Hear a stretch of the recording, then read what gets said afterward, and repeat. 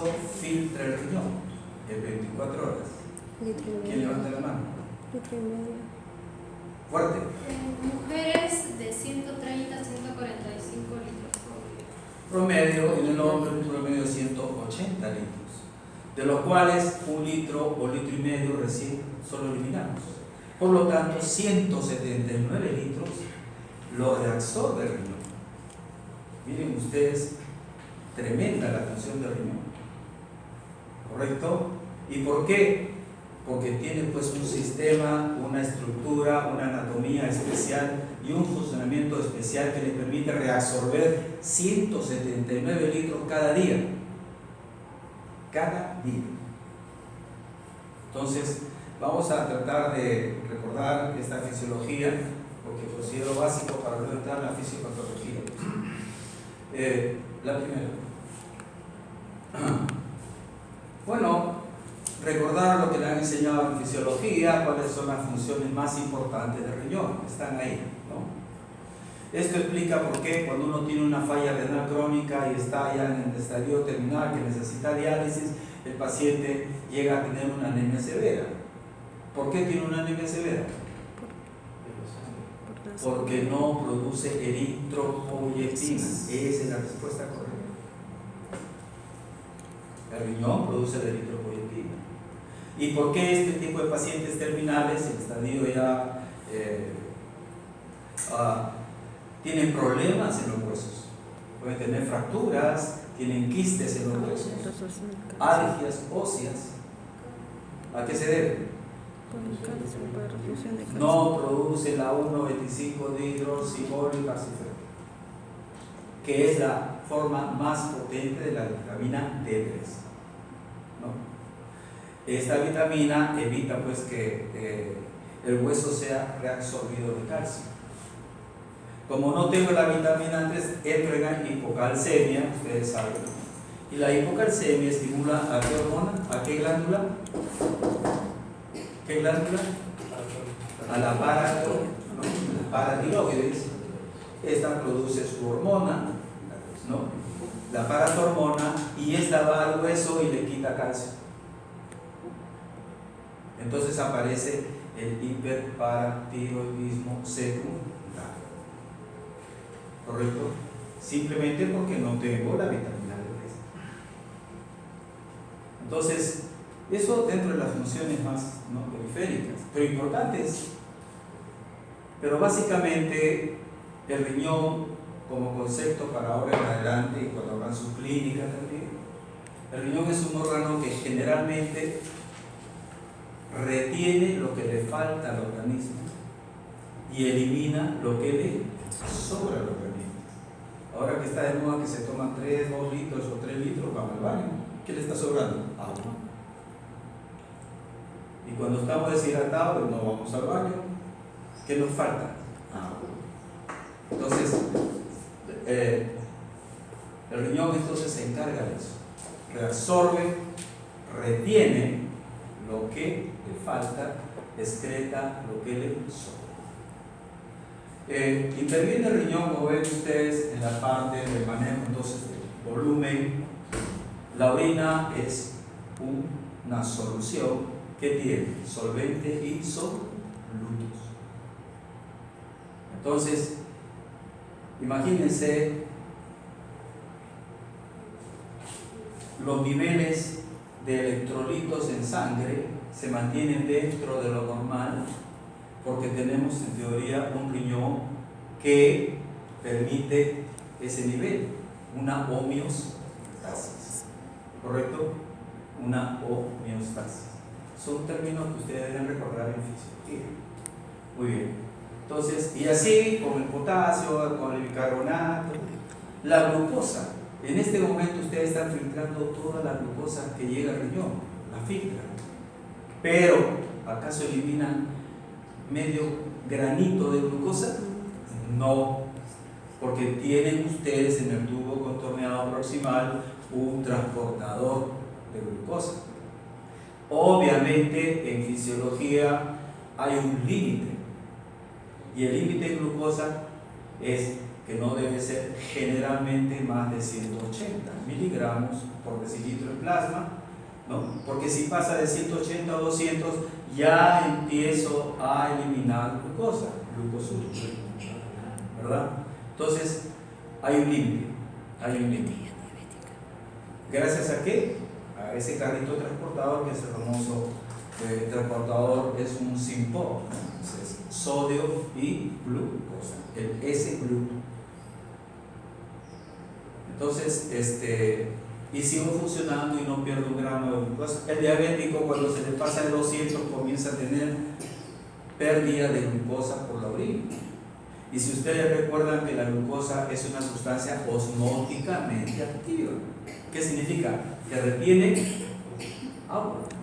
Usted pone un granito de glucosa, de azúcar, y va a ver cómo se hincha el rato.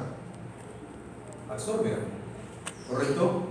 Igualmente, lo que ya pasó del tubo contorneado proximal al asa ligera, al distal, al colector, etc., ya no pasa a la sangre, tiene que eliminarse.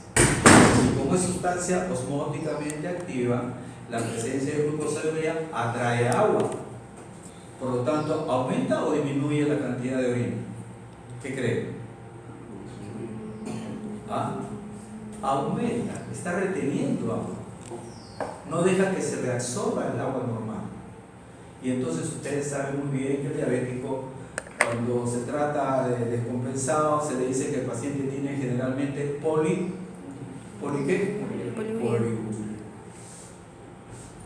¿Correcto? Poliuria. Eso porque hay glucosa. Y como la glucosa retuvo agua en el tubo contorneado distal y colector, de ahí sale por el uréter a la calle. Y a eso se denomina poliuria osmótica. Muy diferente ahora que se ve en clínica, pacientes que fallecen, pero que todavía el cerebro está intacto, no hay una muerte cerebral. Y entonces en ese momento, para evitar, hay muerte cerebral, pero en ese momento, si va a ser un donador potencial, le tenemos que colocar ¿qué? Hormona anti. Doctor, disculpe, ¿usted cree que hoy día les puede dejar entrar? Hay varios compañeros. Diurética, porque como el cerebro, el hipotálamo, el centro del hipotálamo, uno de los núcleos, ya no produce hormona diurética, esa persona que ha fallecido orina. Y obviamente eso le lleva a descompensación de todos los órganos y toda la situación. Pero si lo colocamos hormona antidiurética, ya no orina. ¿Cuánto orina, entre comillas, un muertito así? Si no le colocamos hormona antidiurética y ya le quitamos el tubo, ya pues se va. Promedio 16 litros, 20 litros. Imagínense 20 litros orinando diario. Porque no tiene ¿qué sustancia? ¿Qué hormona? La hormona antidiurética, que ustedes saben que actúa a nivel colector y a la parte distal del tubo contorneado distal. Muy bien. Esa cantidad de orina es una poliuria tremenda, monstruosa, pero es una poliuria por dilución. No es por no es osmótica como la poliuria del diabetes. Entonces, les cuento casos que van a permitir motivarnos.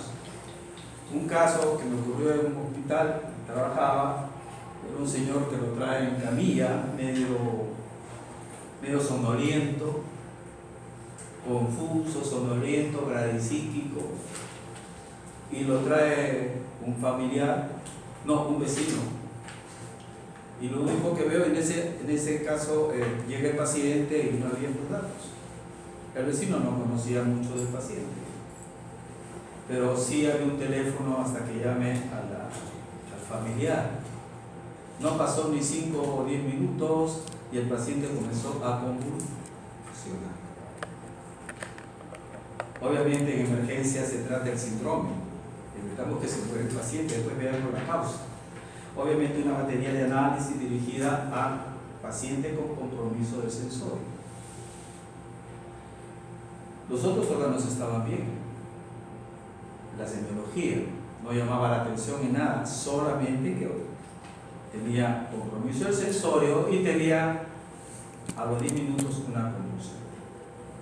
De tal manera que con esos datos uno razonaba y dice, muy probable que este problema sea de tipo metabólico. Se le pidió todos los análisis, de repente se le dio su tratamiento para la convulsión, ¿no? Nadie cura la convulsión, se puede controlar con medicina, pero curarla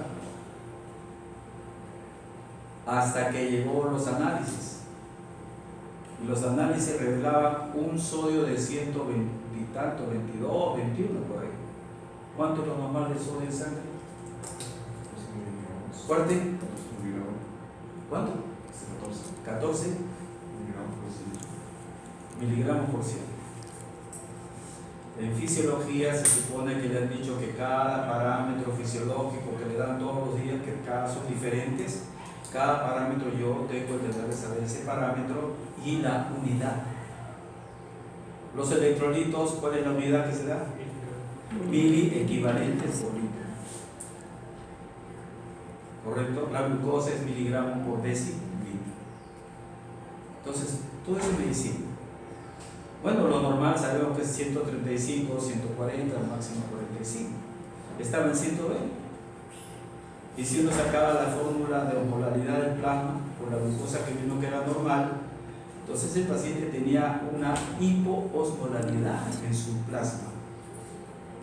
Y ustedes recuerdan su clase de fisiología, por hipoosmolaridad, ¿no? Y la célula quedaba hiperosmolar, por lo tanto que entraba agua a la célula.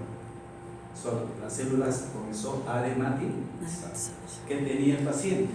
Y el edema de la célula produce hipertensión endocraniana, causa, ¿no?, del problema de la convulsión y de todo eso estaba sensorio.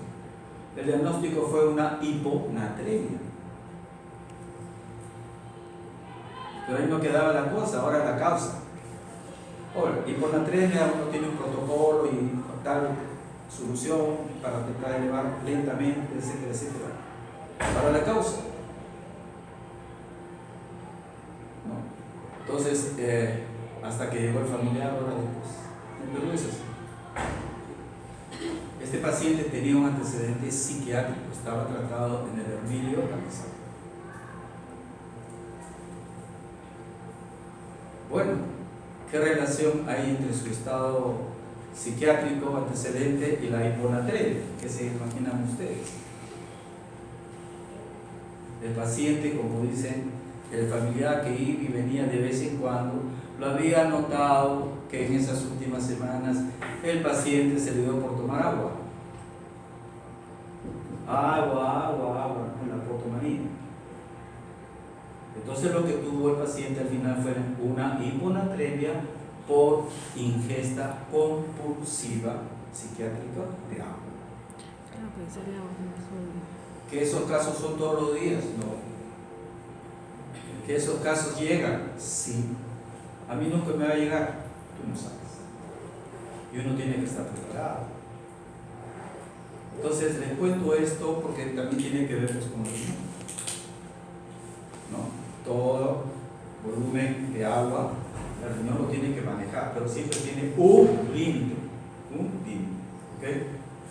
Entonces tiene que ver con el equilibrio ácido básico, maneja la presión arterial, sistema renina, angiotensina, aldosterona, la siguiente. Bueno, esto es para que hagan un ejercicio mental. Tienen ustedes el glomérulo, que es de Fromm, tiene la parte del glomérulo en amarillo y todos los sistemas tubular en amarillo igualmente, y los vasos sanguíneos que rodean tanto el glomérulo, lo que llevan sangre y lo que van a dar flujo sanguíneo al túbulo. Como ven que este es el tubo colector, este pertenece a un nefrón, a otro. Es el único que tiene, ¿no?, la oportunidad de tener contacto con otros nefrones. Y recuerden la siguiente. Ustedes ven ahí un glomérulo arriba, en la parte de la corteza, y abajo, cerca de la médula renal. ¿Correcto? De la médula renal. Entonces, hay glomérulos de la corteza y glomérulos justamente. Investiguen cuál de los dos tiene mejor función, cuál de los dos tiene mejor tasa de filtración glomerular y por qué. Entonces, esto es un esquema importante. La siguiente. Bueno, ¿y cómo realiza el riñón su función? ¿Cómo cumple con eliminar 1.5 litros de orina al día? El glomérulo, sabemos todo, es el que filtra. Ya he dicho que filtra 180 litros, ¿correcto? Y elimina 1.5. Pero entonces, ¿dónde se van los 179 litros? Son reabsorbidos en todo el sistema tubular, ¿correcto? Si hablamos de agua específicamente, 65-70% del agua, de los 170 litros, saquen ustedes 60%, 65%, se reabsorben en el tubo contorneado proximal. El resto es en la asa de Henle ascendente, un poco en el distal y un poco en el colector. Pero miren, cerca del 70% del agua en el tubo contorneado próximo, igualmente el sodio. Entonces, ¿qué funciones tiene el sistema tubular en general? Función de reabsorción y función de secreción. Ustedes ven acá, ¿no?, la filtración en el glomérulo y ven ustedes la función, dos funciones prácticamente. Ven ustedes que las bolitas filtradas de color rojo que están en la luz del túbulo pasan a la sangre, ¿correcto? Por lo tanto, ¿son secretadas o son reabsorbidas? Absorbidas. Reabsorbidas. Mientras que las bolitas azules que vienen de la sangre pasan a la luz del túbulo y del túbulo de la célula tubular a la luz. Estas son las sustancias que son secretadas. La siguiente. Esto es un punto importante. ¿De dónde viene el agua que filtra? Obviamente viene del plasma que le llega. Y el plasma es parte de la sangre. O sea, hay un flujo sanguíneo renal. ¿Cuántos litros por minuto llega de sangre al riñón? Promedio 1.2 litros. Es casi el 25% del débito del gasto cardíaco, son litros. Y de esta cantidad de sangre que llega, obviamente, solamente se tiene en cuenta el flujo plasmático renal, que más o menos es 600, como dicen ahí, y luego de esos 600 solamente se filtra promedio de un adulto que esté sano del riñón 120 o 125 centímetros, ¿no?, de plasma. Plasma sin proteínas. Lo que no se filtra es la proteína. La proteína que vemos es una proteína del mismo sistema tubular, ¿correcto? Entonces, miren ustedes cómo va el embudo. 20%, que es 125 de plasma, es filtrado. A eso le denominamos, cuando veamos después, depuración. Y esa es la tasa de filtración glomerular, promedio 120, 125 mililitros por minuto. ¿Ya? Filtramos 125 por minuto. Si eso lo multiplican por 1440 que tiene el día en minutos, sale pues cerca de 180 litros. Esa es la razón. O sea, no es que es un número que cae del cielo, no, todo está razonado. ¿Ok? La siguiente, bueno, ahí está la filtración. ¿Qué se reabsorbe 100%? Glucosa, amino, bicarbonato casi 100%, 99 punto y pico. El sodio se reabsorbe el 99%. No lo perdemos. El sodio significa vida. ¿Ok? La siguiente. Bueno, entonces, al final, el producto final del riñón es la orina. Y la orina, como ven acá, es producto de la función de filtración, reabsorción y secreción. ¿Correcto? Las tres funciones dan como producto final una orina con características normales que vamos a probar. ¿Sí? Bueno, es otra lámina, es un dibujo en el cual vemos ciertas partes. Esto se supone que es el tubo contorneado proximal, este es el espacio de Baumann, estas son la capa parietal y otra la capa visceral de la cápsula de Baumann, donde va a llegar el líquido plasmático sin proteínas. ¿Correcto? Vemos nosotros que la sangre llega por la arteriola aferente arriba y sale por la arteriola eferente. Dentro del mismo glomérulo es puro capilar, capilar arterial a capilar arterial, no hay capilar venoso. Así es. Este es otro esquema que nos hace recordar al tubo contorneado distal, y que este tubo contorneado distal en una de sus partes se pega, es casi adyacente aquí a la arteriola aferente, y en esa parte que es cercano a la arteriola aferente están adyacentes las células de este tubo contorneado distal, una célula se diferencia morfológicamente y funcionalmente. Son las células justa, ¿no? Glomerulares del aparato justa glomerular, y que es la que es donde se encuentra aquí la mácula densa. Entonces, ¿dónde se encuentra la mácula densa? ¿No? En la zona del tubo contorneado distal que es adyacente, pegada a la arteriola aferente. Es la que produce la renina, y esta la angiotensina, y esta la aldosterona. La siguiente. Bueno,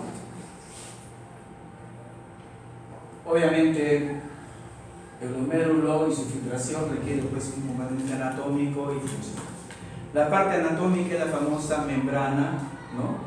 Membrana que tiene que atravesar el plasma para llegar al espacio de Baumann. ¿Qué partes tiene que atravesar? El endotelio del capilar. Luego, ¿qué? La membrana basal del endotelio capilar. Luego, ¿qué? La membrana glomerular, que vamos a ver en otra. Y finalmente los podocitos, que es el epitelio, es la membrana parietal, la capa parietal de la cápsula de Baumann. Cualquiera de esos elementos, vaso sanguíneo, intersticio, membrana glomerular, podocitos, cualquiera de esos elementos se enferma. Y entonces cuando hagan clínica van a encontrar que glomérulo, nefritis aguda, membranosa, mesangial, de todo. Cualquiera de esos elementos se enferma. Depende del tipo de enfermedad.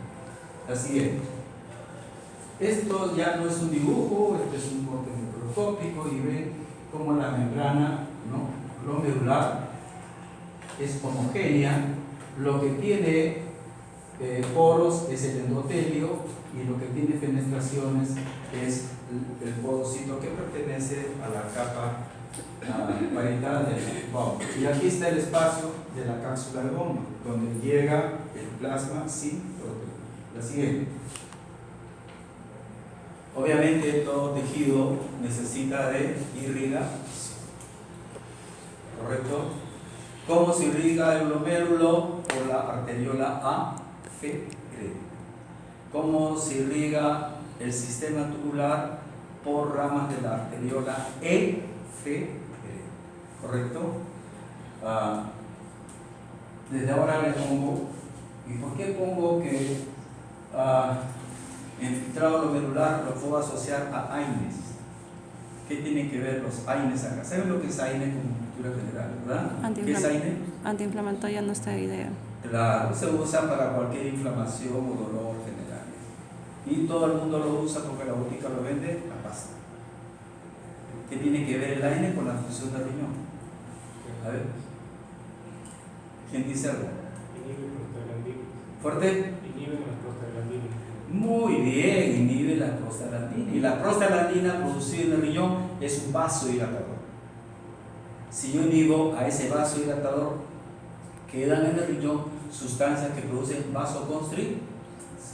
Y si producen vasoconstricción, va a haber menos flujo sanguíneo al riñón, al glomérulo. Y por lo tanto la filtración glomerular disminuye. De un anciano darle AINE es peligroso. O a una persona que tiene ya problema renal, el AINE hay que verlo bien, con comillas. La siguiente. Bueno, más de lo mismo, la siguiente. Sigue así. Dale. Sigue así. Bueno, aquí si hemos hablado de sangre, todo vaso sanguíneo en nuestro cuerpo está regulado su calibre por sustancias que lo dilatan y por sustancias que lo constriñen. Eso es lógico. Y esta lámina hace recordar que existen sustancias simpáticas, parasimpáticas, ¿no?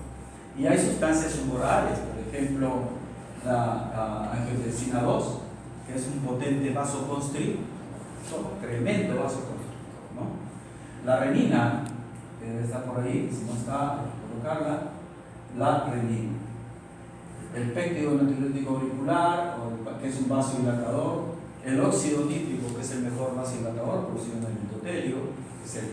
Entonces, el calibre de los vasos sanguíneos que dan irrigación al glomérulo y al túbulo está dependiendo de una homeostasis entre estas sustancias.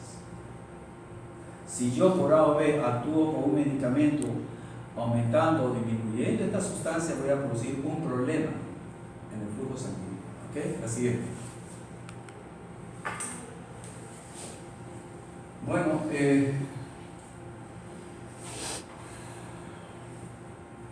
aquí, acá están colocando al bombero, le han pisado la manguera, o sea, le han producido una vasoconstricción. Si hay vasoconstricción, no llega sangre al riñón. ¿No? Ese es el mensaje de esto, ¿no? O sea, ratificar lo que le estamos diciendo. Es muy importante recordar la anatomía. La siguiente. A ver la siguiente. Y aquí hay vasodilatadores. Bueno, no estamos hablando de estos órganos digestivos, estamos hablando del riñón. Vasodilatadores locales del riñón, nunca nos olvidemos, prostaglandina. Si doy AINE, disminuye un vasodilatador. Si hay lesión del endotelio, se disminuye la producción de este óxido nítrico. En la aterosclerosis, en la hipertensión arterial, en la diabetes. Uno teme la diabetes ahora no porque se eleve o baje el azúcar, ya eso nadie se muere. En mis tiempos algunos sí se morían de eso. Ahora ¿de qué se mueren? De la patología que producen los vasos sanguíneos.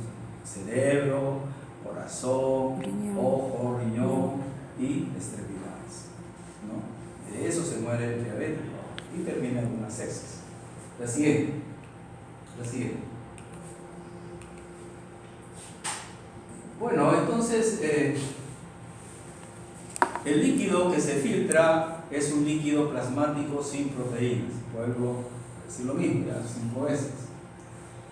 La cantidad que se filtra del plasma en un minuto se denomina tasa de filtración glomerular. Promedio en un adulto 120, 125. ¿Correcto? Entonces al médico le interesa saber la tasa de filtración glomerular de su paciente. ¿Cómo se llegó a este tema? A determinar este parámetro funcional. Bueno, antiguamente había la sustancia la inulina, que era una sustancia que entraba a la sangre, no era metabolizada en la sangre, lo que llegaba al riñón, todo se filtraba, no se resolvía, no se secretaba, se eliminaba todo. Entonces, si yo sé cuánto ingresa y cuánto sale, más o menos uno tiene una idea y en qué volumen y en un tiempo determinado me daba la tasa de filtración glomerular. Ese proceso de cuánto filtra, cuánto se absorbe, etc., eso se obtiene a través, a eso se llama la depuración. La depuración de inulina. ¿Qué significa el término depuración? A ver, alguien levante la mano. Depuración, ¿qué significa? ¿Y cuáles son las unidades? A ver, usted. Cantidad de volumen cantidad de volumen de plasma que se limpia de una sustancia X en un tiempo determinado. En un minuto. Muy bien, por eso se dice que la depuración de creatinina es parecida a la tasa de filtración glomerular, 120, 125, ¿no?, mililitros por minuto. ¿Correcto? Debemos saber las unidades. Muy bien, entonces la filtración glomerular o la tasa de filtración glomerular es la que está allí, y en la práctica es la creatinina la que se acerca más. Y entonces, si quiero saber la tasa de filtración de mi paciente, pido depuración de creatinina. La siguiente. Entonces hay una fórmula que ustedes ya deben reconocer, ¿no? La fórmula es la concentración de creatinina en la orina por el volumen urinario en un minuto, ¿no?, sobre la concentración de creatinina en la sangre, en el plasma. ¿Correcto? Pero estas tienen sus unidades, que son estas: miligramos por mililitro, ¿no? Y aquí se hace, entre comillas, una bola a los alumnos, cuando se les hace un problema a estos. No saben convertir. ¿Correcto? No saben convertir. Por ejemplo, la creatinina en el plasma es normalmente ¿cuánto? ¿Usted recuerda? ¿Su creatinina cuánto tiene? 0,8 ¿a qué? 1.2. 0,8 ¿qué? Miligramos. Miligramos por fuerte, no, decilitro. Por lo tanto, si yo me dan a mí el nivel de creatinina, me lo dan en miligramos por decilitro, pero a mí para la fórmula no me interesa miligramos por decilitro, me interesa miligramos por mililitro, lo divido entre 100. Y eso es una regla muy simple, pero que a veces se hace un mundo, ese razonamiento que es matemático, eso no es médico. Entonces, no se olviden de ello, ¿no? Lo remarco abajo: el riñón resorbe esa cantidad, ese porcentaje, ¿no?, en 24 horas. La siguiente, por favor. Bueno, entonces tenemos que depuración de creatinina, ya sé la fórmula, y yo creo que con eso, por ahora, en cuanto a lo que es tasa de filtración glomerular. La tasa de filtración glomerular es igual a la depuración de creatinina en la práctica. ¿Está bien? Ese es el concepto. La siguiente. Ya le hemos visto esta, la siguiente. Bueno, en fisiología también nos enseñaron que las células, hay sustancias que atraviesan la membrana celular, ¿no?, y la atraviesan de una manera en un transporte activo y un transporte pasivo. Que el pasivo lo gasta energía. Y una forma de transporte pasivo es la ultrafiltración.